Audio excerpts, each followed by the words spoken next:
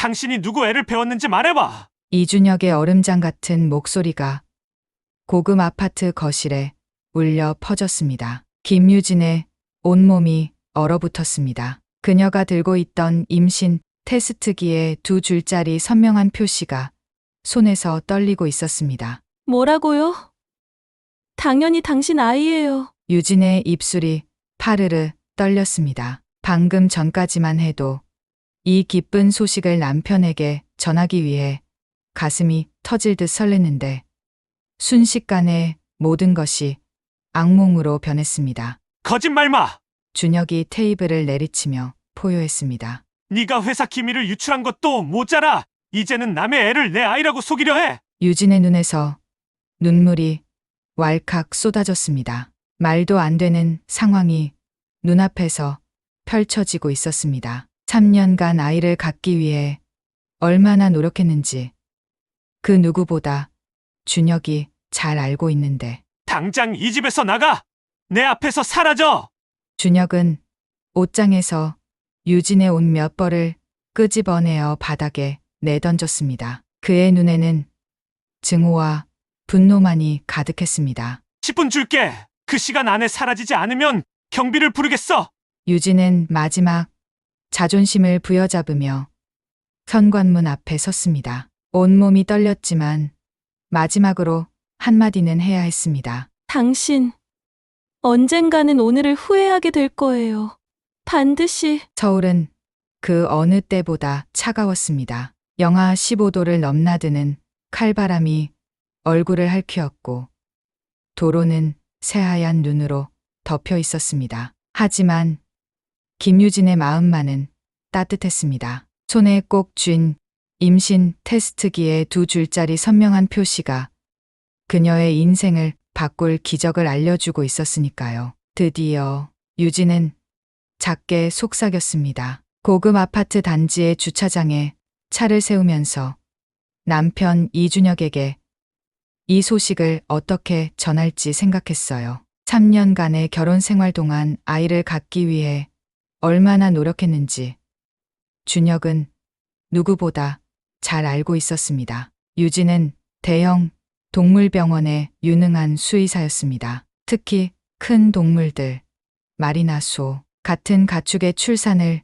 도와주는 일에 있어서는 타의 추종을 불허한다는 평가를 받았죠. 그런 유진이 정작 자신의 아이를 가지는 일에 어려움을 겪는다는 건 참으로 아이러니한 일이었습니다. 엘리베이터에 오르며 유진은 오늘 아침 병원에서 있었던 일을 떠올렸습니다. 평소처럼 진료 기록을 확인하던 중 우연히 남편 이준혁의 제약회사 한국바이오에서 보낸 문서 파일을 발견했던 그 순간을 위험한 동물 실험. 유진의 마음이 무거워졌습니다. 준혁의 회사가 신약 개발을 위해 과도한 동물 실험을 하고 있다는 내용이었어요. 윤리적으로 문제가 있어 보였지만 오늘은 그 이야기를 꺼낼 생각이 없었습니다. 기쁜 소식이 우선이었으니까요. 집 앞에 도착했을 때 유진의 심장은 마치 새처럼 빠르게 뛰었습니다. 비밀번호를 누르는 손가락이 떨릴 정도로 기대에 차 있었습니다. 준혁 씨, 나왔어요. 문을 열자마자 유진은 밝게 외쳤지만 집 안은 묘하게 조용했습니다. 거실에 켜진 은은한 조명 아래 준혁이 소파에 앉아 있었습니다. 그의 표정이 심상치 않았어요. 왔어? 준혁의 목소리는 얼음장처럼 차가웠습니다. 순간 유진의 가슴이 철렁 내려앉았습니다. 준혁의 눈빛이 평소와 달랐거든요. 날카롭고 차갑고 마치 낯선 사람처럼 느껴졌습니다. 무슨 일 있어요? 유진이 조심스럽게 물었습니다. 준혁은 대답 대신 테이블 위에 놓인 노트북을 돌려 보여주었습니다. 화면에는 유진의 컴퓨터에서 발견됐다는 회사 기밀 파일들이 나열되어 있었습니다. 이게 무슨 의미지? 준혁의 목소리가 떨렸습니다. 우리 회사 기밀 문서를 왜 갖고 있는 거야? 유진은 당황했습니다. 그녀의 컴퓨터에 그런 파일이 있었다는 건 전혀 기억나지 않았거든요. 무슨 말씀이세요? 전 그런 파일을 가진 적이 없어요. 거짓말하지 마.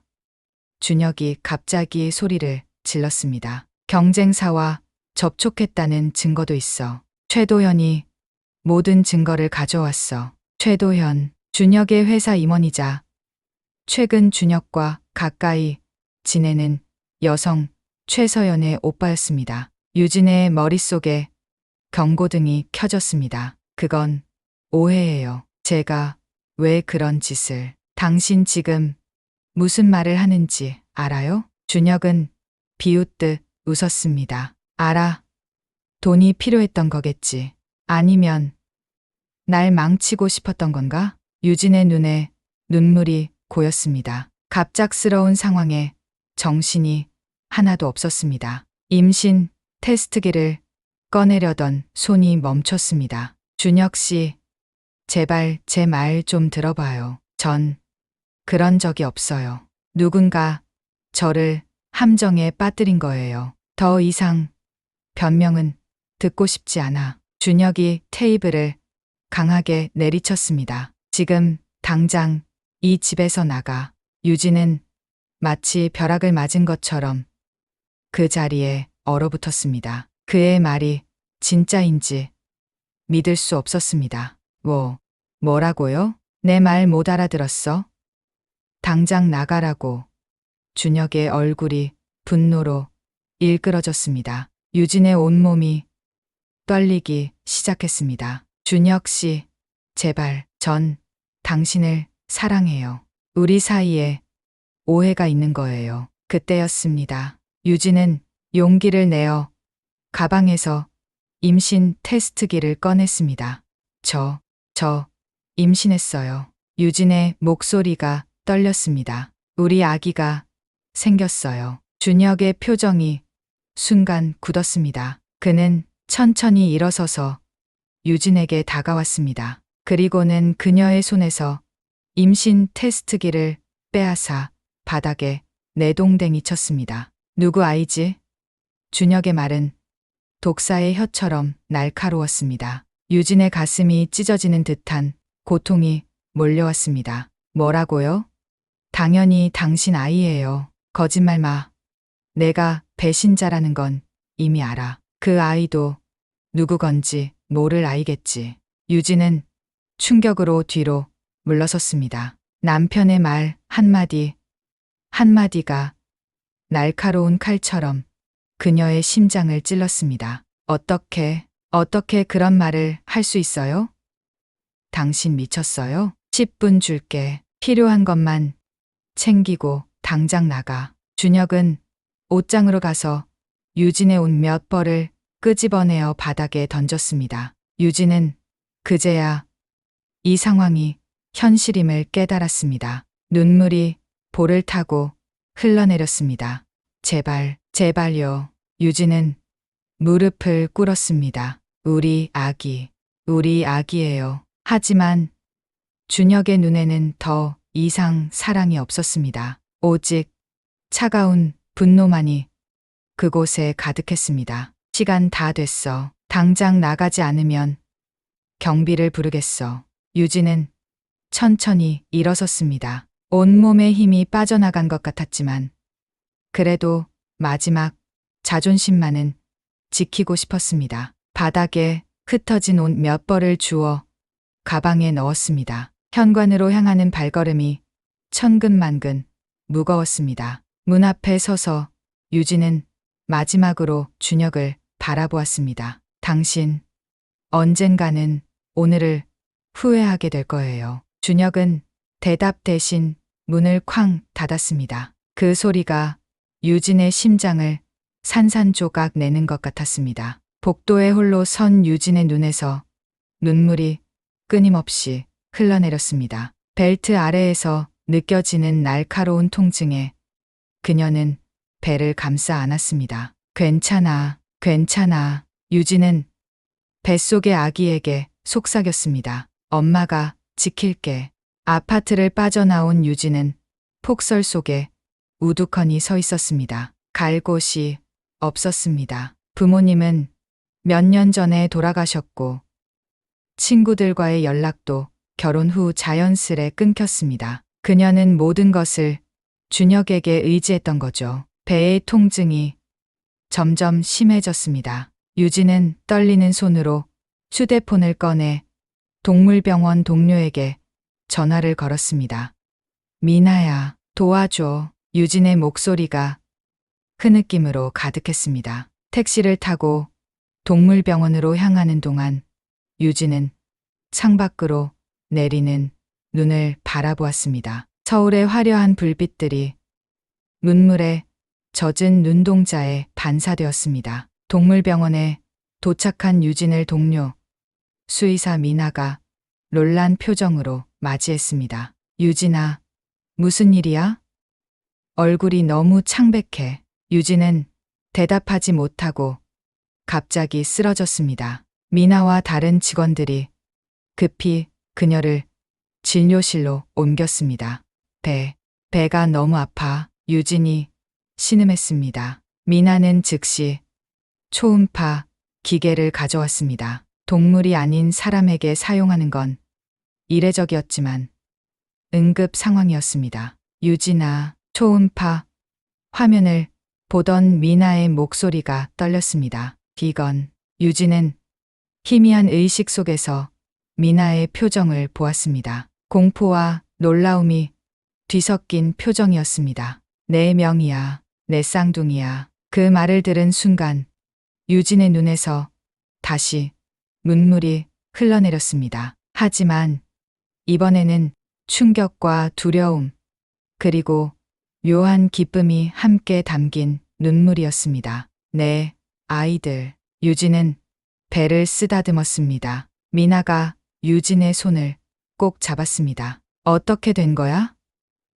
왜 이렇게 된 거야? 유진은 천천히 이야기를 시작했습니다. 준혁이 그녀를 기업 비밀 유출범으로 몰아 집에서 쫓아낸 일, 임신 사실을 알리려 했으나 무시당한 일, 그리고 그가 자신의 아이를 부정한 일까지. 난 어떻게 해야 할지 모르겠어. 유진의 목소리가 흔들렸습니다. 미나는 진지한 눈빛으로 유진을 바라보았습니다. 일단 내 건강과 아이들이 우선이야. 그리고 여기서는 안 될 것 같아. 준혁이 널 찾아올 거야. 유진은 깊은 생각에 잠겼습니다. 서울에 있는 한 준혁의 영향력에서 벗어날 수 없을 거란 생각이 들었습니다. 서울을 떠나야겠어. 유진이 결심한 듯 말했습니다. 미나는 서랍에서 지도를 꺼냈습니다. 어디로 갈 거야? 유진의 손가락이 지도 위를 떠돌다가 우연히 한 곳에 멈췄습니다. 해룡, 바다가 내려다 보이는 작은 시골 마을이었습니다. 여기. 유진이 작게 속삭였습니다. 새로 시작하기 좋은 곳 같아. 창밖으로는 눈이 계속해서 내리고 있었습니다. 하지만 유진의 마음속에는 이미 봄이 오고 있었습니다. 네 개의 새 생명을 품은 그녀의 가슴 속에서 새로운 시작을 위한 작은 씨앗이 움트고 있었습니다. 그날 밤 유진은 미나의 집에서 하룻밤을 보내며 내일의 여정을 준비했습니다. 잠들기 전 그녀는 손으로 배를 쓰다듬으며 속삭였습니다. 걱정 마. 엄마가 너희들을 지켜줄게. 우리 함께 새로운 삶을 시작하자. 해룡에서 바깥의 폭설은 점점 더 거세졌지만 유진의 심장은 이제 더 이상 얼어붙지 않았습니다. 그녀는 자신이 꿋꿋이 이겨낼 수 있음을 알았습니다. 내 아이의 엄마로서 그녀는 강해질 것입니다. 제3장 폭풍 후 속의 진실. 서울 강남의 한국바이오 본사 58층. 이준혁은 창밖으로 내려다 보이는 도시 풍경을 무표정하게 바라보고 있었습니다. 그의 사무실은 권위와 성공이 무엇인지 보여주듯 넓고 고급스러웠습니다. 벽에는 그가 받은 수많은 상패와 함께 경제지 표지에 실린 그의 모습이 액자에 담겨 있었습니다. 준혁 씨, 이사회 시간이에요. 비서의 목소리가 인터폰으로 들려왔습니다. 준혁은 깊은 생각에서 빠져나와 자리에서 일어났습니다. 거울 앞에서 넥타이를 가다듬으며 그는 자신의 모습을 잠시 바라보았습니다. 40대 중반의 나이에도 여전히 날카롭고 강인한 인상이었지만 눈 아래 짙은 그림자와 굳게 담은 입술에서는 무언가 허전함이 느껴졌습니다. 이사회는 평소와 같이 진행되었습니다. 준혁은 곧 출시될 알레르기 치료제에 대해 간결하게 설명했고 이사들은 만족스러운 표정으로 고개를 끄덕였습니다. 10년 전 중소제약회사였던 한국바이오는 이제 국내 최대 제약기업으로 성장해 있었습니다. 회의가 끝나고 사무실로 돌아오는 길, 준혁은 최서연과 마주쳤습니다. 서연은 그의 아내이자 회사의 부사장이었습니다. 그녀의 고급스러운 정장과 완벽한 화장은 언제나처럼 흠잡을 데 없었습니다. 오늘 알레르기 치료제 최종 결과가 나왔어요. 생각보다 더 좋아요. 서연이 차분한 목소리로 말했습니다. 준혁은 무심하게 고개를 끄덕였습니다. 내 오빠는 어디 있지?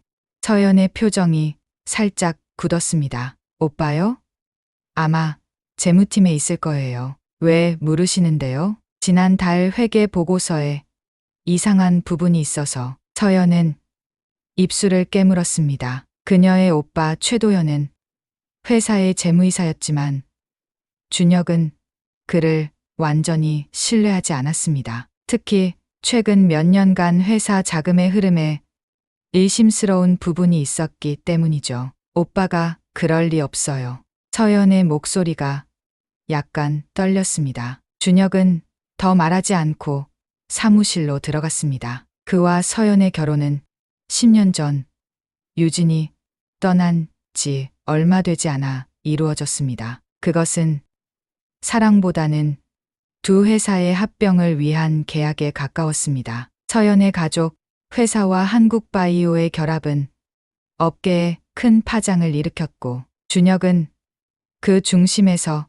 급속도로 성장했습니다. 하지만 10년이 지난 지금 그의 가슴 속에는 언제나 채워지지 않는 공허함이 있었습니다. 성공, 부, 명예, 모든 것을 가졌지만 그의 삶에는 무언가 결정적인 것이 빠져 있었습니다. 준혁은 창가로 다시 돌아가 서울의 스카이라인을 바라보았습니다. 갑자기 머릿속에 유진의 모습이 스쳐 지나갔습니다. 10년 전 그가 마지막으로 본 그녀의 모습, 눈물로 젖은 얼굴로 문 밖으로 쫓겨나던 그 모습이 여전히 그의 꿈에 가끔 나타났습니다. 유진. 그의 입에서 무의식적으로 이름이 새어 나왔습니다. 그때 휴대폰이 울렸습니다. 도현이었습니다. 형님, 잠시 뵐 수 있을까요?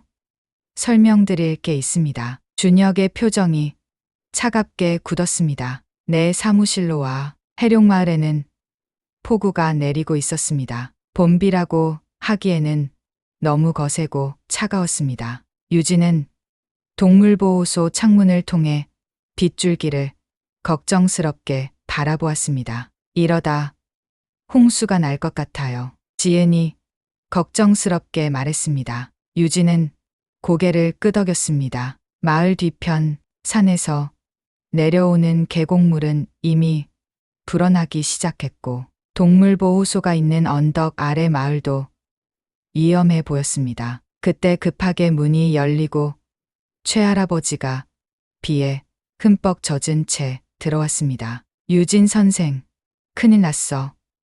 마을 아래쪽이 물에 잠기기 시작했어. 유진의 심장이 빠르게 뛰었습니다. 아이들은요? 학교는 괜찮나요? 학교는 언덕 위라 괜찮을 거야. 선생님들이 아이들을 보호하고 있어. 유진은 안도의 한숨을 내쉬었지만 곧 다른 걱정이 밀려왔습니다. 동물들을 어떻게 해야 할지. 그때 전화가 울렸습니다. 학교였습니다. 유진 어머니? 내 쌍둥이가 보이질 않아요. 다른 아이들이 말하길 마을로 내려갔다고 하는데 유진의 얼굴에서 핏기가 싹 가셨습니다. 마치 심장이 멈춘 것 같았습니다. 뭐라고요?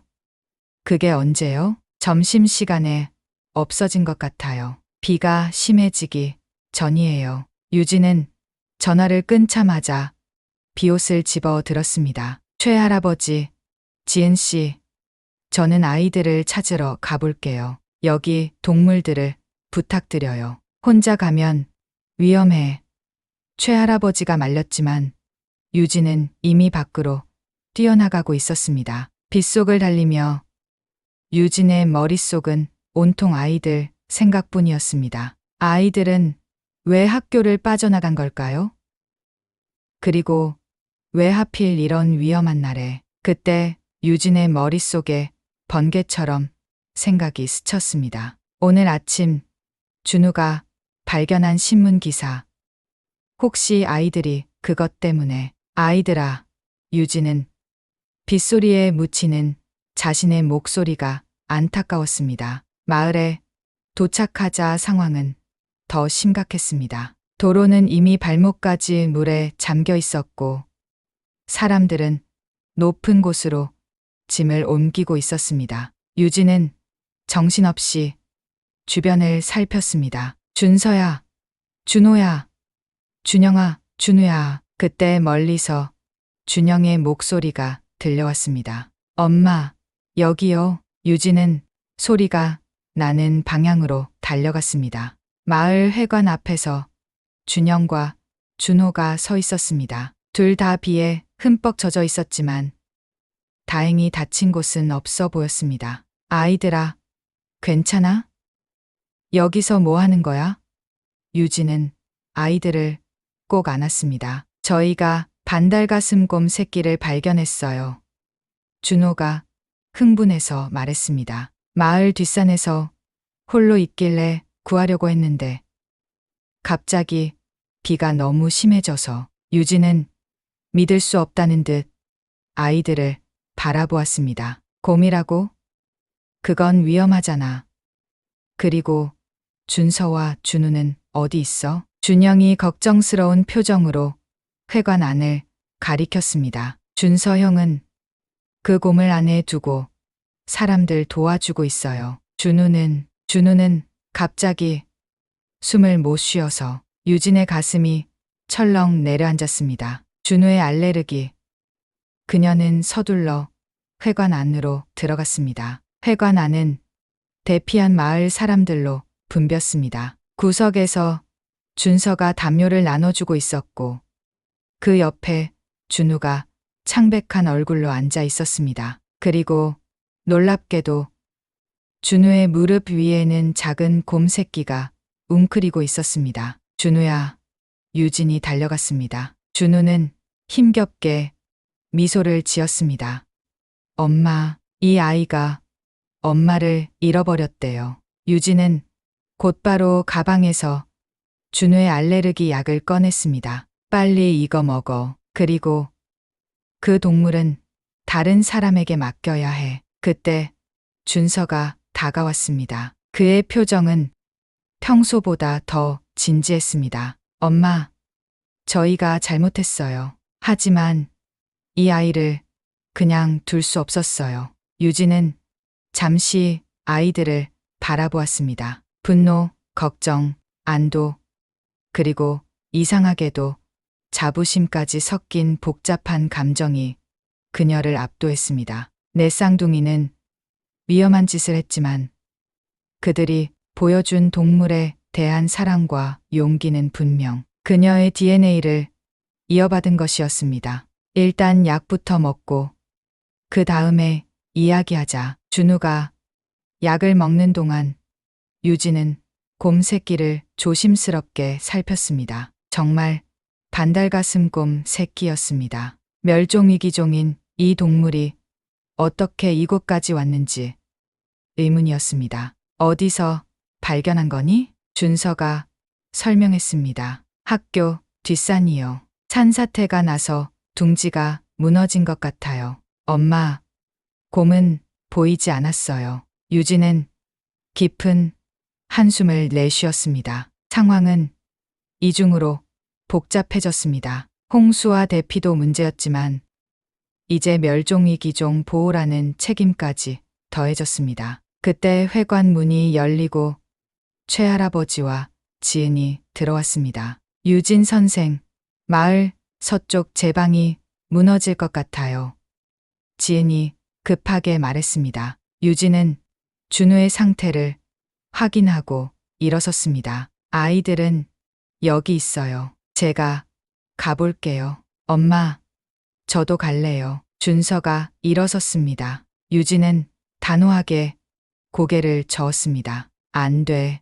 여기서 동생들을 돌봐야 해. 밖으로 나오자 비는 더 거세게 내리고 있었습니다. 유진과 지은, 그리고 몇몇 마을 주민들이 서쪽 제방으로 향했습니다. 그곳에는 이미 물이 넘치기 시작했고 사람들은 필사적으로 모래주머니를 쌓고 있었습니다. 유진도 힘을 보태 모래주머니를 나르기 시작했습니다. 그녀의 손은 거칠어지고 옷은 진흙투성이가 되었지만 마음은 단단했습니다. 이 마을은 그녀와 아이들에게 두 번째 고향이 되어준 곳이었습니다. 작업 중에 유진은 문득 하늘을 올려다보았습니다. 회색 구름 사이로 작은 파란 틈이 보였습니다. 마치 희망의 빗줄기 같았습니다. 그때 유진은 깨달았습니다. 이 10년간 그녀가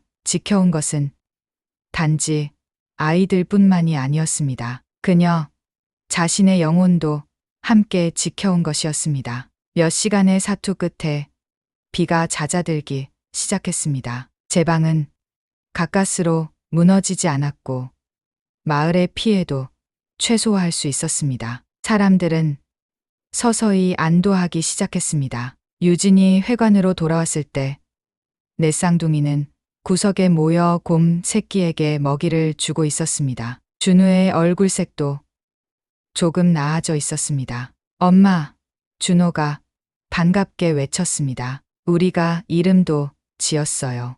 용감이에요. 유진은 지친 몸을 이끌고 아이들 곁에 앉았습니다. 정말 용감한 녀석이네. 너희들 같이. 준영이 조심스럽게 물었습니다. 엄마, 화났어요? 유진은 잠시 생각했습니다. 화났었지. 하지만 지금은 자랑스러워. 위험한 상황에서도 생명을 구하려고 노력한 너희들이. 준서의 눈이 반짝였습니다. 정말요? 정말이야. 하지만 다음엔 꼭 어른들에게 먼저 알려야 해. 약속할 수 있지? 내 아이가 동시에 고개를 끄덕였습니다. 그때 한 관광객이 스마트폰으로 그들의 모습을 찍고 있었습니다. 유진이 의아한 표정으로 바라보자 그는 웃으며 다가왔습니다. 죄송해요. 너무 감동적인 장면이라서. 저는 여행 블로거인데 이런 아름다운 모습을 꼭 공유하고 싶었어요. 유진은 미소를 지었습니다. 괜찮아요. 관광객은 넷쌍둥이를 유심히 바라보았습니다. 와, 정말 똑같이 생겼네요. 넷쌍둥이인가요? 네, 그렇습니다. 혹시 라이브 스트리밍 해도 될까요?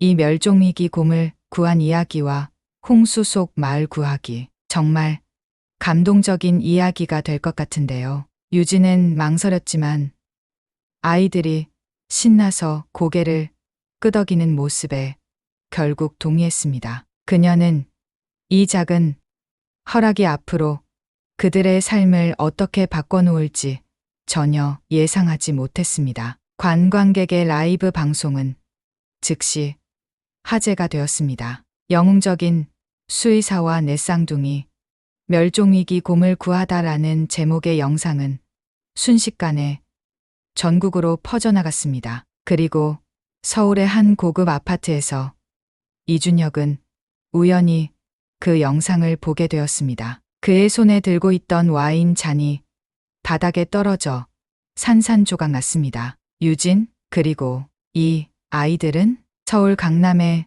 한국바이오 본사 58층. 이준혁은 창밖으로 내려다 보이는 도시 풍경을 무표정하게 바라보고 있었습니다. 그의 사무실은 권위와 성공이 무엇인지 보여주듯 넓고 고급스러웠습니다. 벽에는 그가 받은 수많은 상패와 함께 경제지 표지에 실린 그의 모습이 액자에 담겨 있었습니다. 준혁 씨, 이사회 시간이에요. 비서의 목소리가 인터폰으로 들려왔습니다. 준혁은 깊은 생각에서 빠져나와 자리에서 일어났습니다. 거울 앞에서 넥타이를 가다듬으며 그는 자신의 모습을 잠시 바라보았습니다. 40대 중반의 나이에도 여전히 날카롭고 강인한 인상이었지만 눈 아래 짙은 그림자와 굳게 담은 입술에서는 무언가 허전함이 느껴졌습니다. 이사회는 평소와 같이 진행되었습니다. 준혁은 곧 출시될 알레르기 치료제에 대해 간결하게 설명했고 이사들은 만족스러운 표정으로 고개를 끄덕였습니다. 10년 전 중소제약회사였던 한국바이오는 이제 국내 최대 제약기업으로 성장해 있었습니다. 회의가 끝나고 사무실로 돌아오는 길, 준혁은 최서연과 마주쳤습니다. 서연은 그의 아내이자 회사의 부사장이었습니다. 그녀의 고급스러운 정장과 완벽한 화장은 언제나처럼 흠잡을 데 없었습니다. 오늘 알레르기 치료제 최종 결과가 나왔어요. 생각보다 더 좋아요. 서연이 차분한 목소리로 말했습니다. 준혁은 무심하게 고개를 끄덕였습니다. 내 오빠는 어디 있지? 서연의 표정이 살짝 굳었습니다. 오빠요?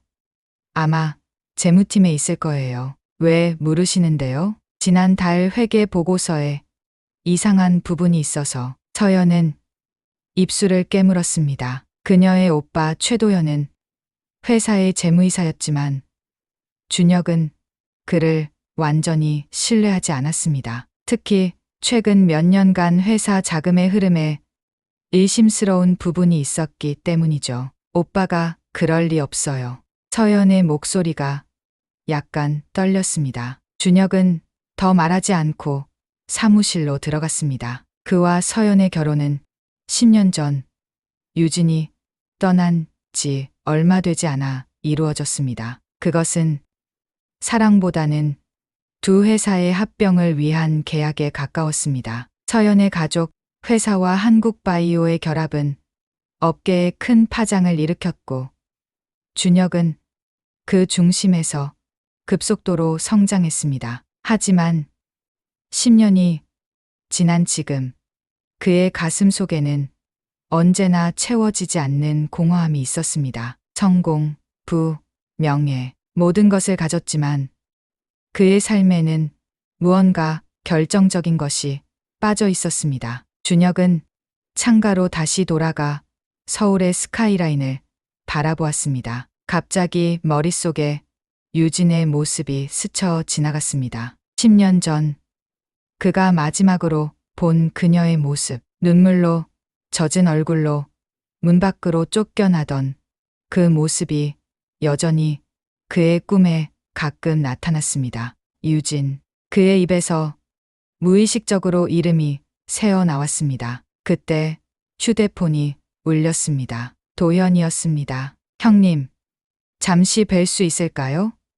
설명드릴 게 있습니다. 준혁의 표정이 차갑게 굳었습니다. 내 사무실로 와. 해룡마을에는 폭우가 내리고 있었습니다. 봄비라고 하기에는 너무 거세고 차가웠습니다. 유진은 동물보호소 창문을 통해 빗줄기를 걱정스럽게 바라보았습니다. 이러다 홍수가 날 것 같아요. 지은이 걱정스럽게 말했습니다. 유진은 고개를 끄덕였습니다. 마을 뒤편 산에서 내려오는 계곡물은 이미 불어나기 시작했고 동물보호소가 있는 언덕 아래 마을도 위험해 보였습니다. 그때 급하게 문이 열리고 최할아버지가 비에 흠뻑 젖은 채 들어왔습니다. 유진 선생, 큰일 났어. 마을 아래쪽이 물에 잠기기 시작했어. 유진의 심장이 빠르게 뛰었습니다. 아이들은요? 학교는 괜찮나요? 학교는 언덕 위라 괜찮을 거야. 선생님들이 아이들을 보호하고 있어. 유진은 안도의 한숨을 내쉬었지만 곧 다른 걱정이 밀려왔습니다. 동물들을 어떻게 해야 할지. 그때 전화가 울렸습니다. 학교였습니다. 유진 어머니? 내 쌍둥이가 보이질 않아요. 다른 아이들이 나라길 마을로 내려갔다고 하는데 유진의 얼굴에서 핏기가 싹 가셨습니다. 마치 심장이 멈춘 것 같았습니다. 뭐라고요? 그게 언제요? 점심시간에 없어진 것 같아요. 비가 심해지기 전이에요. 유진은 전화를 끊자마자 비옷을 집어 들었습니다. 최할아버지, 지은씨, 저는 아이들을 찾으러 가볼게요. 여기 동물들을 부탁드려요. 혼자 가면 위험해. 최할아버지가 말렸지만 유진은 이미 밖으로 뛰어나가고 있었습니다. 빗속을 달리며 유진의 머릿속은 온통 아이들 생각뿐이었습니다. 아이들은 왜 학교를 빠져나간 걸까요? 그리고 왜 하필 이런 위험한 날에. 그때 유진의 머릿속에 번개처럼 생각이 스쳤습니다. 오늘 아침 준우가 발견한 신문 기사. 혹시 아이들이 그것 때문에. 아이들아. 유진은 빗소리에 묻히는 자신의 목소리가 안타까웠습니다. 마을에 도착하자 상황은 더 심각했습니다. 도로는 이미 발목까지 물에 잠겨 있었고 사람들은 높은 곳으로 짐을 옮기고 있었습니다. 유진은 정신없이 주변을 살폈습니다. 준서야, 준호야, 준영아, 준우야. 그때 멀리서 준영의 목소리가 들려왔습니다. 엄마, 여기요. 유진은 소리가 나는 방향으로 달려갔습니다. 마을 회관 앞에서 준영과 준호가 서 있었습니다. 둘 다 비에 흠뻑 젖어 있었지만 다행히 다친 곳은 없어 보였습니다. 아이들아, 괜찮아? 여기서 뭐 하는 거야? 유진은 아이들을 꼭 안았습니다. 저희가 반달가슴곰 새끼를 발견했어요. 준호가 흥분해서 말했습니다. 마을 뒷산에서 홀로 있길래 구하려고 했는데 갑자기 비가 너무 심해져서. 유진은 믿을 수 없다는 듯 아이들을 바라보았습니다. 곰이라고? 그건 위험하잖아. 그리고 준서와 준우는 어디 있어? 준영이 걱정스러운 표정으로 회관 안을 가리켰습니다. 준서 형은 그 곰을 안에 두고 사람들 도와주고 있어요. 준우는 갑자기 숨을 못 쉬어서 유진의 가슴이 철렁 내려앉았습니다. 준우의 알레르기. 그녀는 서둘러 회관 안으로 들어갔습니다. 회관 안은 대피한 마을 사람들로 붐볐습니다. 구석에서 준서가 담요를 나눠주고 있었고 그 옆에 준우가 창백한 얼굴로 앉아 있었습니다. 그리고 놀랍게도 준우의 무릎 위에는 작은 곰 새끼가 웅크리고 있었습니다. 준우야. 유진이 달려갔습니다. 준우는 힘겹게 미소를 지었습니다. 엄마, 이 아이가 엄마를 잃어버렸대요. 유진은 곧바로 가방에서 준우의 알레르기 약을 꺼냈습니다. 빨리 이거 먹어. 그리고 그 동물은 다른 사람에게 맡겨야 해. 그때 준서가 다가왔습니다. 그의 표정은 평소보다 더 진지했습니다. 엄마, 저희가 잘못했어요. 하지만 이 아이를 그냥 둘 수 없었어요. 유진은 잠시 아이들을 바라보았습니다. 분노, 걱정, 안도, 그리고 이상하게도 자부심까지 섞인 복잡한 감정이 그녀를 압도했습니다. 내 쌍둥이는 위험한 짓을 했지만 그들이 보여준 동물에 대한 사랑과 용기는 분명 그녀의 DNA를 이어받은 것이었습니다. 일단 약부터 먹고 그 다음에 이야기하자. 준우가 약을 먹는 동안 유진은 곰 새끼를 조심스럽게 살폈습니다. 정말 반달가슴곰 새끼였습니다. 멸종위기종인 이 동물이 어떻게 이곳까지 왔는지 의문이었습니다. 어디서 발견한 거니? 준서가 설명했습니다. 학교 뒷산이요. 산사태가 나서 둥지가 무너진 것 같아요. 엄마, 곰은 보이지 않았어요. 유진은 깊은 한숨을 내쉬었습니다. 상황은 이중으로 복잡해졌습니다. 홍수와 대피도 문제였지만 이제 멸종위기종 보호라는 책임까지 더해졌습니다. 그때 회관 문이 열리고 최할아버지와 지은이 들어왔습니다. 유진 선생, 마을 서쪽 제방이 무너질 것 같아요. 지은이 급하게 말했습니다. 유진은 준우의 상태를 확인하고 일어섰습니다. 아이들은 여기 있어요. 제가 가볼게요. 엄마, 저도 갈래요. 준서가 일어섰습니다. 유진은 단호하게 고개를 저었습니다. 안 돼.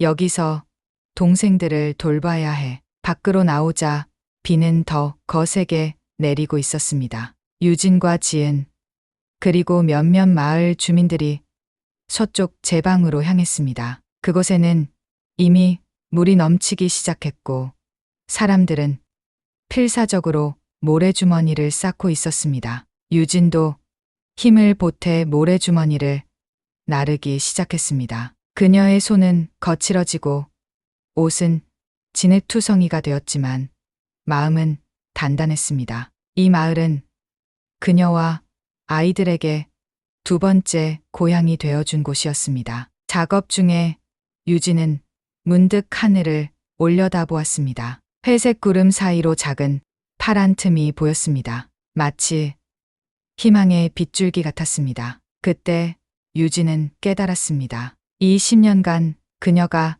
지켜온 것은 단지 아이들뿐만이 아니었습니다. 그녀 자신의 영혼도 함께 지켜온 것이었습니다. 몇 시간의 사투 끝에 비가 잦아들기 시작했습니다. 제방은 가까스로 무너지지 않았고 마을의 피해도 최소화할 수 있었습니다. 사람들은 서서히 안도하기 시작했습니다. 유진이 회관으로 돌아왔을 때 내 쌍둥이는 구석에 모여 곰 새끼에게 먹이를 주고 있었습니다. 준우의 얼굴색도 조금 나아져 있었습니다. 엄마, 준호가 반갑게 외쳤습니다. 우리가 이름도 지었어요. 용감이에요. 유진은 지친 몸을 이끌고 아이들 곁에 앉았습니다. 정말 용감한 녀석이네. 너희들 같이. 준영이 조심스럽게 물었습니다. 엄마, 화났어요? 유진은 잠시 생각했습니다. 화났었지. 하지만 지금은 자랑스러워. 위험한 상황에서도 생명을 구하려고 노력한 너희들이. 준서의 눈이 반짝였습니다. 정말요? 정말이야. 하지만 다음엔 꼭 어른들에게 먼저 알려야 해. 약속할 수 있지? 내 아이가 동시에 고개를 끄덕였습니다. 그때 한 관광객이 스마트폰으로 그들의 모습을 찍고 있었습니다. 유진이 의아한 표정으로 바라보자 그는 웃으며 다가왔습니다. 죄송해요. 너무 감동적인 장면이라서. 저는 여행 블로거인데 이런 아름다운 모습을 꼭 공유하고 싶었어요. 유진은 미소를 지었습니다. 괜찮아요. 관광객은 내 쌍둥이를 유심히 바라보았습니다. 와, 정말 똑같이 생겼네요. 내 쌍둥이인가요? 네, 그렇습니다. 혹시 라이브 스트리밍 해도 될까요? 이 멸종위기 곰을 구한 이야기와 홍수 속 마을 구하기. 정말 감동적인 이야기가 될 것 같은데요. 유진은 망설였지만 아이들이 신나서 고개를 끄덕이는 모습에 결국 동의했습니다. 그녀는 이 작은 허락이 앞으로 그들의 삶을 어떻게 바꿔놓을지 전혀 예상하지 못했습니다. 관광객의 라이브 방송은 즉시 화제가 되었습니다. 영웅적인 수의사와 내 쌍둥이, 멸종위기 곰을 구하다라는 제목의 영상은 순식간에 전국으로 퍼져나갔습니다. 그리고 서울의 한 고급 아파트에서 이준혁은 우연히 그 영상을 보게 되었습니다. 그의 손에 들고 있던 와인 잔이 바닥에 떨어져 산산조각 났습니다. 유진, 그리고 이 아이들은 홍수가 지나간 해룡마을은 서서히 일상을 되찾아가고 있었습니다. 주민들은 힘을 합쳐 무너진 담장을 고치고 흙탕물에 젖은 집안을 청소했습니다. 유진의 동물보호소도 예외는 아니었습니다. 다행히 동물들은 모두 무사했지만 보호소 아래층은 물에 잠겨 많은 것들을 새로 준비해야 했습니다. 그러나 가장 큰 걱정거리는 따로 있었습니다. 홍수 이후 준우의 알레르기 증상이 급격히 악화된 것이었습니다. 아무리 약을 먹여도 호흡이 가빠지고 온몸에 두드러기가 올라왔습니다. 유진 선생님, 이건 제가 본 중에 가장 심각한 알레르기 반응이에요. 마을 진료소의 김 의사가 걱정스럽게 말했습니다. 유진의 가슴이 철렁 내려앉았습니다. 그녀는 10년간 수의사로서의 지식을 총동원해 준우의 알레르기를 관리해왔지만 이번 상황은 그녀의 능력 밖이었습니다. 어떻게 해야 할까요? 유진의 목소리가 떨렸습니다. 대형 병원에서 정밀 검사를 받아봐야 할 것 같아요. 이곳의 시설로는 한계가 있습니다. 유진은 준우의 병실로 돌아왔습니다. 창백한 얼굴로 누워있는 준우 옆에는 나머지 세 아이가 걱정스러운 표정으로 앉아 있었습니다. 엄마, 준우 많이 아파요? 준영이 작은 목소리로 물었습니다. 유진은 강한 척하려 했지만 세 아이의 진지한 눈빛 앞에서 그녀의 마음은 무너져 내렸습니다. 응, 조금 많이 아픈 것 같아. 하지만 곧 좋아질 거야. 그때 진료소 문이 열리며 낯선 사람이 들어왔습니다. 깔끔한 정장 차림의 젊은 남자였습니다. 김유진 선생님이신가요? 남자가 공손하게 인사했습니다. 유진은 의아한 표정으로 고개를 끄덕였습니다. 저는 서울대학교 수의과대학 교수 박성민입니다. 동물보호 관련 영상을 보고 찾아왔습니다. 유진의 눈이 커졌습니다. 서울대 수의과대학은 국내 최고의 수의학 기관이었습니다. 그런 곳의 교수가 왜 이런 시골 마을까지 찾아온 걸까요? 무슨 일로 오셨나요? 유진이 물었습니다. 성민은 부드럽게 웃었습니다. 사실 선생님의 멸종위기종 보호 활동에 감명받아 왔습니다. 특히 반달가슴곰 구조는 정말 놀라운 일이었죠. 그의 시선이 침대에 누워있는 준우에게 향했습니다. 이 아이가 알레르기가 있다고 들었는데 혹시 도움이 필요하신가요? 유진은 잠시 망설였습니다. 낯선 사람을 경계하는 것이 당연했지만 준우의 상태는 시간을 허비할 여유가 없었습니다. 네, 사실 많이 걱정되고 있어요. 대형 병원에 가야 한다는데. 성민의 표정이 진지해졌습니다. 제가 도울 수 있을 것 같습니다. 서울대병원에는 특별한 알레르기 클리닉이 있어요. 제가 소개해 드릴 수 있습니다. 유진의 눈에 희망의 빛이 어렸습니다. 하지만 곧 그녀의 표정이 어두워졌습니다. 서울. 10년간 그녀가 철저히 피해온 곳이었습니다. 고맙지만 서울은 좀. 유진의 말이 흐려졌습니다. 성민이 의아한 표정으로 바라보자 준서가 불쑥 끼어들었습니다. 우리 엄마는 서울에 안 좋은 기억이 있어요. 유진이 놀란 눈으로 준서를 바라보았습니다. 아이들은 결코 모를 거라 생각했던 그녀의 마음을 꿰뚫어 본 것 같았습니다. 성민은 잠시 생각하더니 조심스럽게 말했습니다. 그렇다면 제가 의료팀을 이곳으로 모셔올 수도 있습니다. 하지만 정밀 검사를 위한 장비는 서울에만 있어서 유진은 깊은 한숨을 내쉬었습니다. 그녀의 마음 속에서 두려움과 모성애가 치열하게 싸우고 있었습니다. 결국 모성애가 이겼습니다. 알겠습니다. 서울에 가겠습니다. 다음 날 아침 유진은 내 쌍둥이와 함께 성민의 차에 올랐습니다. 10년 만에 서울로 돌아가는 길. 유진의 마음은 무거웠습니다. 창밖으로 지나가는 풍경을 바라보며 그녀는 10년 전 추운 겨울밤 서울을 떠났던 순간을 떠올렸습니다. 엄마, 괜찮아요? 준호가 걱정스럽게 물었습니다. 유진은 억지로 미소를 지었습니다. 응, 괜찮아. 그냥 오랜만에 가는 곳이라서. 차 안은 잠시 침묵에 잠겼습니다. 성민이 조용히 운전에 집중하는 동안 아이들은 각자의 생각에 빠져 있었습니다. 저기 궁금한 게 있는데요. 성민이 조심스럽게 말을 꺼냈습니다. 혹시 최근에 한국바이오라는 회사 소식 들으셨나요? 유진의 심장이 빠르게 뛰었습니다. 한국바이오, 이준혁의 회사였습니다. 아니요. 왜 물으시는 거죠?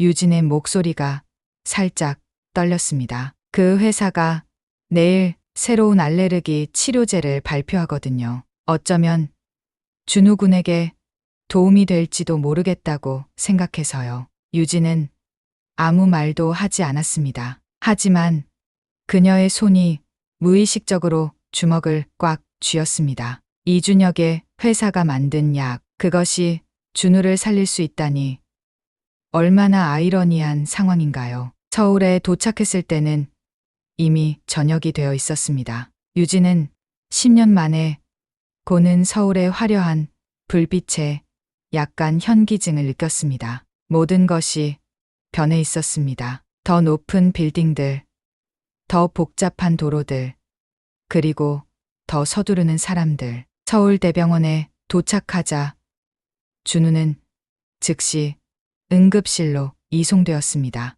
검사가 시작되는 동안 유진과 나머지 세 아이는 대기실에서 초조하게 기다렸습니다. 괜찮을 거예요, 엄마. 준서가 유진의 손을 잡았습니다. 첫째의 강인함이 유진에게 힘을 주었습니다. 1시간 후 담당 의사가 나왔습니다. 그의 표정은 심각했습니다. 김유진 씨, 아드님의 상태가 생각보다 복잡합니다. 단순한 알레르기가 아니라 면역 체계 자체에 문제가 있는 것 같습니다. 유진의 얼굴에서 핏기가 가셨습니다. 어떻게 치료하나요? 현재로서는 가족 중 유전적으로 가까운 사람의 면역세포가 필요합니다. 형제들도 가능하지만 가장 이상적인 건 아버지의 세포입니다. 순간 유진의 세계가 정지한 것 같았습니다. 아버지, 이준혁의 세포가 필요하다고요? 아빠가 필요해요? 준영이 작은 목소리로 물었습니다. 유진은 말없이 고개를 끄덕였습니다. 그녀의 마음 속에서 무언가가 무너져 내렸습니다. 10년간 피해온 그 사람을 이제 직접 찾아가야 한다니. 사실 한 가지 더 말씀드릴 게 있습니다. 성민이 조심스럽게 말했습니다. 한국바이오의 신약 발표회가 내일 오전에 있어요. 그곳에서 이준혁 대표를 직접 만날 수 있을 것 같습니다. 유진의 눈이 커졌습니다. 어떻게 아시는 거죠? 성민은 부드럽게 미소 지었습니다. 아이들이 이준혁 씨를 닮았다는 것은 누가 봐도 알 수 있어요. 그리고 최할아버지가 모든 이야기를 해주셨습니다. 유진은 배신감을 느꼈지만 이상하게도 동시에 안도감도 느꼈습니다. 10년간 혼자 짊어져 온 비밀을 이제 누군가와 나눌 수 있다는 것이 오히려 위로가 되었습니다. 준우를 위해서라도 그를 만나야 해요. 성민이 진지하게 말했습니다. 유진은 창밖을 바라보았습니다. 서울의 밤하늘에는 별이 보이지 않았습니다. 대신 빌딩의 불빛들이 마치 별처럼 빛나고 있었습니다. 알겠어요. 내일 그를 만나러 가겠습니다. 병실에서 준우는 산소 마스크를 쓴 채 잠들어 있었습니다. 유진은 아이의 창백한 얼굴을 쓰다듬으며 마음을 다잡았습니다. 이제 돌아갈 수 없었습니다. 그녀는 자신의 아이를 위해 10년 전의 상처와 마주해야만 했습니다. 다음 날 아침, 유진은 새 아이와 함께 한국바이오 본사 앞에 도착했습니다. 건물 앞에는 이미 많은 사람들이 모여 있었습니다. 신약 발표회를 위한 준비가 한창이었습니다. 정말 저 사람이 우리 아빠예요? 준호가 호기심 어린 눈으로 물었습니다. 유진은 천천히 고개를 끄덕였습니다. 그래, 너희 아빠야. 왜 우리를 찾지 않았어요? 준서의 목소리에는 분노가 묻어 있었습니다. 유진은 한숨을 쉬었습니다. 그건 복잡한 어른들의 사정이야. 나중에 천천히 설명해 줄게. 본사 로비로 들어서자 사람들의 시선이 일제히 그들에게 향했습니다. 10살짜리 내 쌍둥이의 모습은 그 자체로 주목을 받기에 충분했습니다. 유진은 심장이 터질 것 같았지만 아이들을 위해 침착함을 유지했습니다. 발표회장 입구에서 경비원이 그들을 막았습니다. 초대장 있으세요? 유진이 말을 못하고 있을 때 성민이 나서서 자신의 신분증을 보여주었습니다. 서울대 수의과대학 박성민 교수입니다. 이분들은 제 특별 게스트입니다. 경비원은 잠시 망설이다가 그들을 통과시켰습니다. 발표회장 안은 이미 많은 사람들로 가득 차 있었습니다. 무대 위에는 한국바이오 혁신적 알레르기 치료제 발표회라는 현수막이 걸려 있었습니다. 유진의 심장이 미친 듯이 뛰었습니다. 10년 만에 이준혁을 다시 만난다는 생각에 그녀의 다리가 후들거렸습니다. 하지만 준우를 생각하며 그녀는 용기를 냈습니다. 자, 이제 한국바이오의 이준혁 대표이사를 모시겠습니다. 사회자의 목소리와 함께 무대 위로 이준혁이 등장했습니다. 10년이 지났지만 그는 여전히 카리스마 넘치고 잘생긴 모습이었습니다. 단지 눈가의 주름이 조금 더 깊어졌을 뿐이었습니다. 유진의 가슴이 아팠습니다. 한때 그녀가 사랑했던 남자, 그리고 그녀를 버린 남자, 그가 바로 거기 서 있었습니다. 오늘 저희 한국바이오는 10년간의 연구 끝에 개발한 혁신적인 알레르기 치료제 알러진을 소개하게 되어 기쁩니다. 준혁의 목소리가 회장에 울려 퍼졌습니다. 그의 자신감 넘치는 모습은 10년 전과 다를 바 없었습니다. 유진은 깊은 숨을 들이마셨습니다. 그리고 천천히 아이들의 손을 잡고 앞으로 나아갔습니다. 사람들 사이를 헤치고 점점 무대에 가까워졌습니다. 준혁의 발표가 계속되는 동안 유진과 내 쌍둥이는 앞줄에 도달했습니다. 이제 준혁은 그들을 볼 수 있는 위치에 있었습니다. 준혁이 말을 계속하다가 문득 시선을 아래로 향했습니다. 그리고 그 순간 그의 말이 중간에 끊겼습니다. 그의 얼굴이 창백해졌고 손에 들고 있던 마이크가 덜그럭 떨어졌습니다. 그의 눈앞에는 유진이 서 있었습니다. 그리고 그녀 옆에는 자신과 똑같이 생긴 3명의 아이들이 있었습니다. 유진?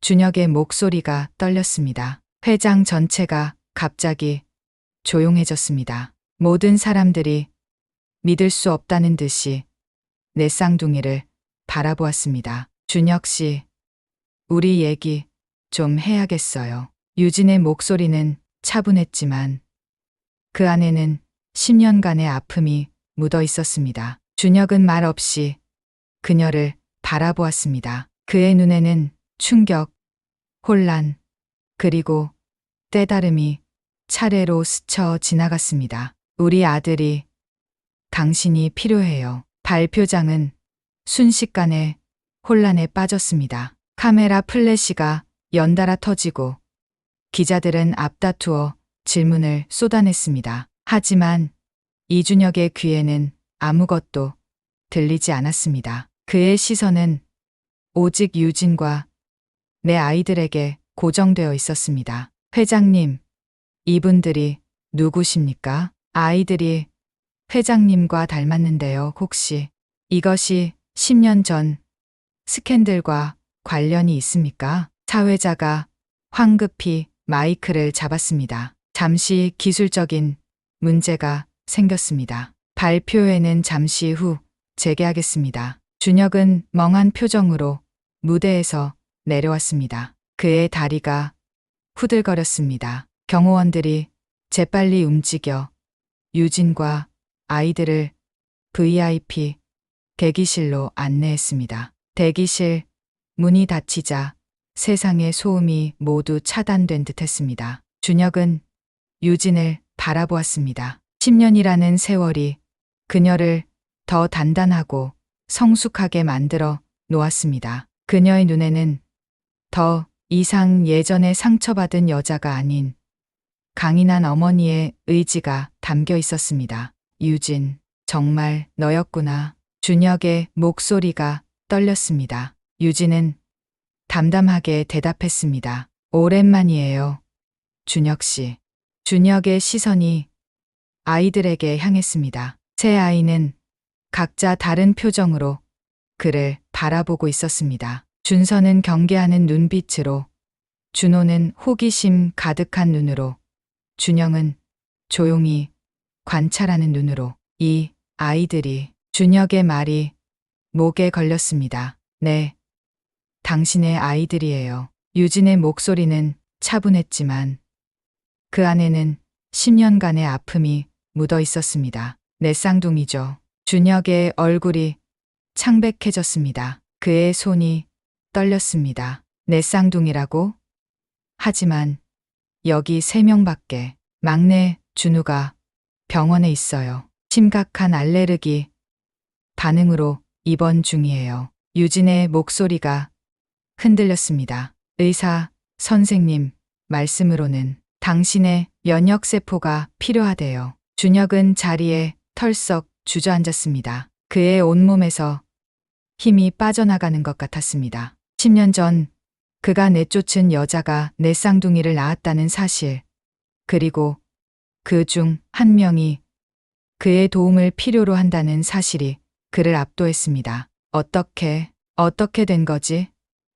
준혁이 떨리는 목소리로 물었습니다. 유진은 깊은 한숨을 내쉬었습니다. 그날 밤 당신이 나를 쫓아냈을 때 난 이미 임신 중이었어요. 그리고 나중에 내 쌍둥이라는 걸 알게 됐죠. 준혁의 눈에 눈물이 고였습니다. 10년간 그는 성공과 부를 쫓아 살았지만 정작 그가 놓친 것은 이렇게 소중한 내 생명이었다는 사실에 가슴이 찢어질 듯 아팠습니다. 하지만 내가 불임이라고 했잖아. 그래서 내가. 준혁의 말이 흐려졌습니다. 유진의 눈에 분노가 번쩍였습니다. 그건 거짓이었어요. 당신은 불임이 아니었어요. 누군가가 당신을 속인 거예요. 그때 문이 열리고 최도현이 급하게 들어왔습니다. 형님, 기자들이. 그의 말이 중간에 끊겼습니다. 유진을 보는 순간 도연의 얼굴이 하얗게 변했습니다.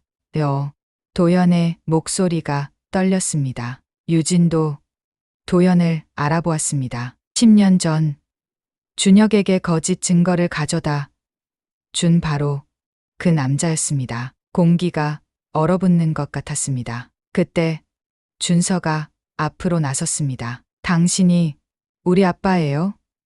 준서의 목소리는 단단했지만 그 안에 숨겨진 떨림이 느껴졌습니다. 준혁은 천천히 고개를 끄덕였습니다. 그런 것 같구나. 왜 우리를 찾지 않았어요?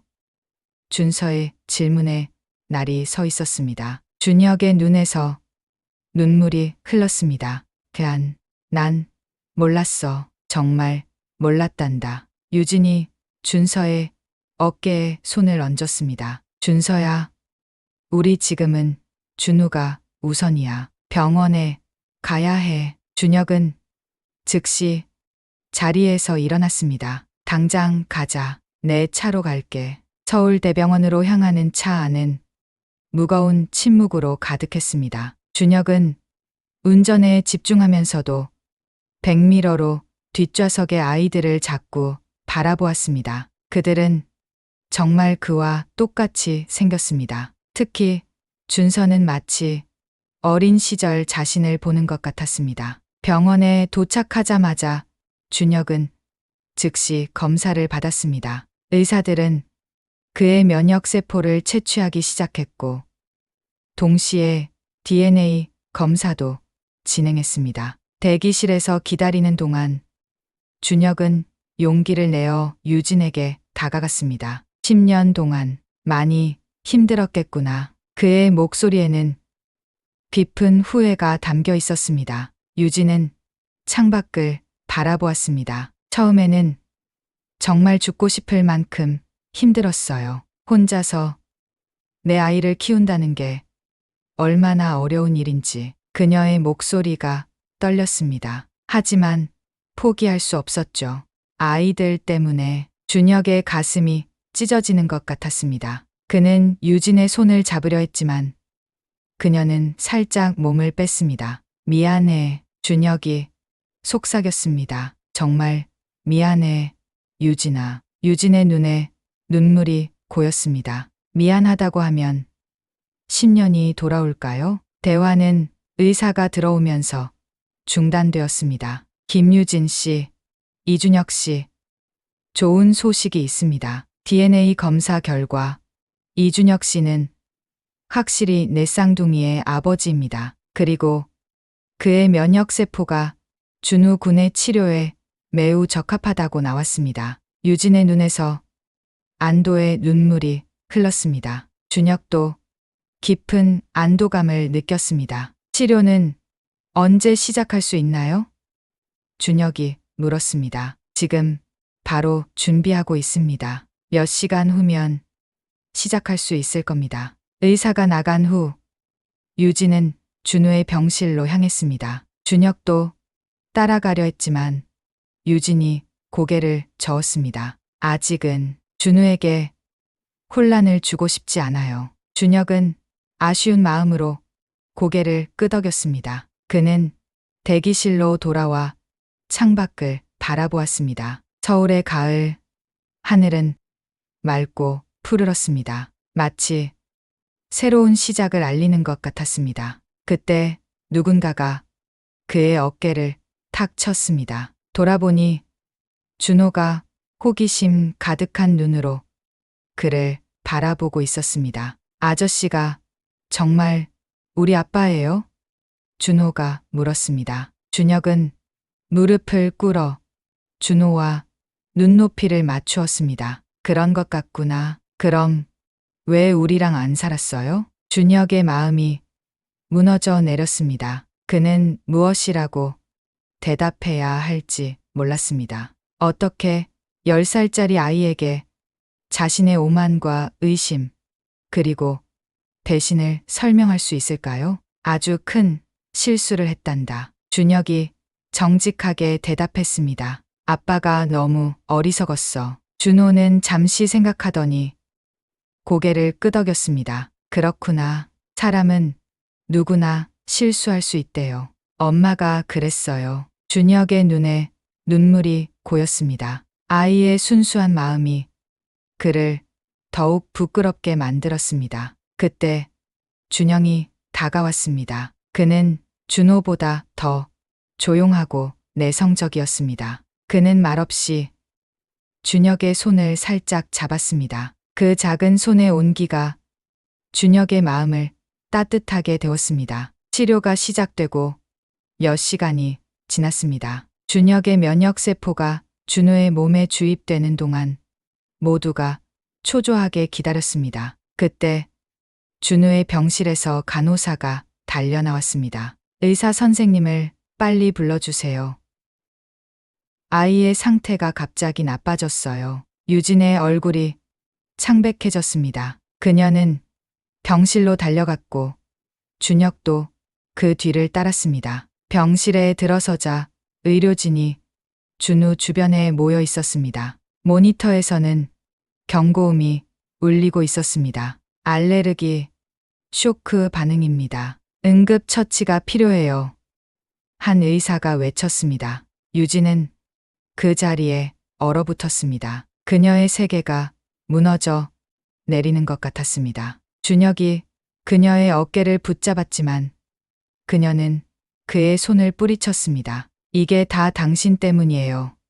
유진이 울부짖었습니다. 당신 세포가 준우를 더 아프게 한 거예요. 준혁은 충격에 빠졌습니다. 그는 도움이 되려고 했는데 오히려 상황을 더 악화시킨 걸까요? 그때 주치의가 그들에게 다가왔습니다. 걱정하지 마세요. 이건 예상된 반응입니다. 처음에는 몸이 거부 반응을 보이지만 곧 안정될 겁니다. 두 사람은 안도의 한숨을 내쉬었습니다. 그들은 병실 밖에서 남은 세 아이와 함께 기다렸습니다. 시간이 천천히 흘러갔습니다. 밤이 깊어갈 무렵 의사가 다시 나타났습니다. 그의 표정은 밝았습니다. 좋은 소식입니다. 준우 군의 상태가 안정되기 시작했어요. 이준혁 씨의 면역세포가 효과를 보이고 있습니다. 모두의 얼굴에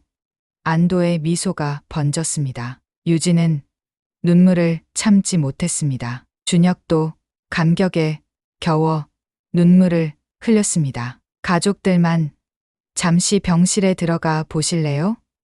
의사가 제안했습니다. 유진과 준혁 그리고 나머지 세 아이가 조용히 병실로 들어갔습니다. 준우는 여전히 산소 마스크를 쓰고 있었지만 그의 얼굴색이 훨씬 나아져 있었습니다. 준우가 눈을 떴습니다. 그는 먼저 엄마를 보고 미소를 지었습니다. 그리고 시선을 옮겨 준혁을 바라보았습니다. 아저씨가 우리 아빠예요? 준우가 약한 목소리로 물었습니다. 준혁은 눈물을 흘리며 고개를 끄덕였습니다. 그래, 아빠란다. 준우의 입가에 작은 미소가 번졌습니다. 알았어요. 엄마 항상 아빠 닮았대요. 그 말에 준혁은 더 이상 감정을 억제하지 못하고 흐느꼈습니다. 그는 조심스럽게 준우의 손을 잡았습니다. 앞으로는 아빠가 함께 할게. 다시는 너희를 떠나지 않을게. 유진의 마음은 복잡했습니다. 그녀는 여전히 준혁을 완전히 용서할 수 없었지만 아이들이 아버지와 함께하는 모습을 보니 마음 한 구석이 따뜻해졌습니다. 다음 날 아침 충격적인 뉴스가 전해졌습니다. 최도현이 경찰에 자수했다는 것이었습니다. 그는 10년 전 DNA 검사 결과를 조작했다는 사실과 회사 자금을 횡령한 혐의를 모두 인정했습니다. 준혁은 이 소식을 듣고 병원 옥상으로 올라갔습니다. 그는 서울의 풍경을 바라보며 깊은 생각에 잠겼습니다. 그의 인생이 송두리째 흔들리고 있었습니다. 하지만 이상하게도 그는 오히려 마음이 가벼워지는 느낌이었습니다. 유진이 옥상 문을 열고 나왔습니다. 그녀도 뉴스를 들었습니다. 그래서 그 사람이 결국 당신을 속인 거였군요. 유진이 말했습니다. 준혁은 고개를 끄덕였습니다. 내가 얼마나 바보 같았는지. 내가 가장 믿어야 할 사람을 의심하고 가장 의심해야 할 사람을 믿었으니 왜 그랬을까요? 유진이 물었습니다. 돈이겠지. 서연의 가족, 회사와 우리 회사를 합병하려는 계획이었을 거야. 날 이용한 거지. 둘 사이에 무거운 침묵이 내려앉았습니다. 10년이라는 시간은 쉽게 지울 수 없었습니다. 유진아, 나에게 다시 기회를 줄 수 있을까?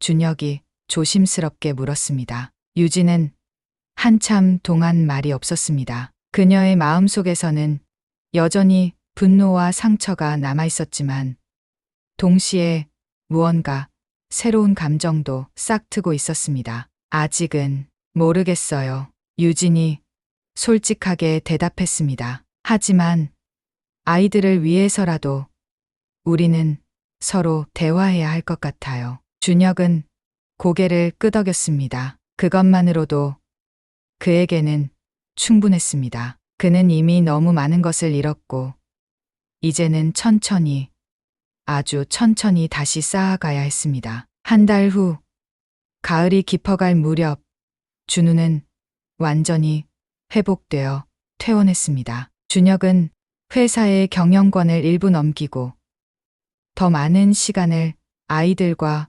보내기로 결정했습니다. 그는 또한 그의 회사의 동물 실험 정책을 전면 재검토하여 더 윤리적인 방향으로 전환하겠다고 선언했습니다. 유진은 해룡으로 돌아갔지만 이제 준혁도 주말마다 그곳을 방문했습니다. 처음에는 어색했지만 내 쌍둥이가 그들 사이의 다리가 되어주었습니다. 어느 가을날 유진은 준우에게 큰 결심을 전했습니다. 준우야, 사실 내 진짜 이름은 준혁이란다. 준우의 눈이 커졌습니다. 정말요?